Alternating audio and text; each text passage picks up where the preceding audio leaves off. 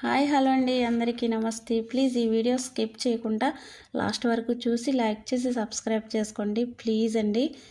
ఈ ఫోటోలో కనిపిస్తున్న ఆంటీ మ్యాక్సిమం అందరికీ తెలిసిపోయి ఉంటుంది. ఈ యూట్యూబులు చేసే వాళ్ళకి అందరికీ. ఈ భీమవరం అంట ఆవిడది. భీమవరం దగ్గరే వేరు ఆశ్రమం అంట. పాపం చంపేశారండి కువైట్లో 2 రోజుల కిందట. తల మీద కొట్టి చంపేశారంట కువైట్ వాళ్ళు. కారణం ఏంటనేది ఎవరికీ తెలీదు. కాకపోతే వీడియో తీసిందని ఫోటోలు తీసిందని చంపేశారు అంటున్నారు. ఎంతవరకు నిజమనేది ఎవరికి తెలీదు. ఎందువల్ల చంపారో కూడా ఏమీ లేదండి. 1-2 రోజులు ఉంటే చక్కగా తన ఇంటికి వెళ్ళిపోయి తన పిల్లలతో చక్కగా ఫ్యామిలీతో హ్యాపీగా ఉండును. పాపం ఇంతలోనే చూడండి ఎంత ఘోరం జరిగిపోయిందో. చంపేశారంట. ఒకే 2 రోజులు తను అదే ఇండియాకు వచ్చే టైం అది. పాపం షాపింగ్ అంతా చేసేసుకుందంట. లాస్ట్ వీక్లో శుక్రవారం వెళ్ళి బంగారం అని అయ్యని చాలా కొనేసుకుందంట ఆనందంతో.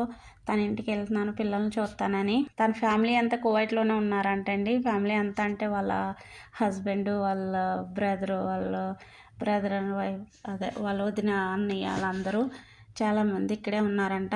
అందుకని కనుక్కుని తన శవాన్ని వెంటనే ఇంటికి పంపించగలిగారు. వేరొకరైతే ఎందుకు చంపారో ఏటో కూడా తెలియకుండా ఇక్కడే ఉండిపోను.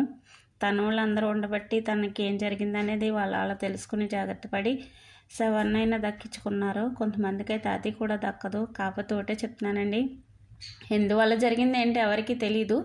చాలామంది చాలా జాగ్రత్తగా ఉండాలి కువైట్ చాలా అంటే చాలా దారుణం అండి. ఊహించుకుంటే నాకు ఏడుపు వచ్చేస్తుంది చెప్పడానికి. కాకపోతే దేశం కాని దేశం వచ్చి మనం ఇక్కడ ఇంత కష్టపడినా వాళ్ళు మనల్ని ఒక కుక్కలా చూస్తారు. వాళ్ళ పని అంతా ఎంతవరకునే మనకి చేస్తున్నాము అంతవరకునే.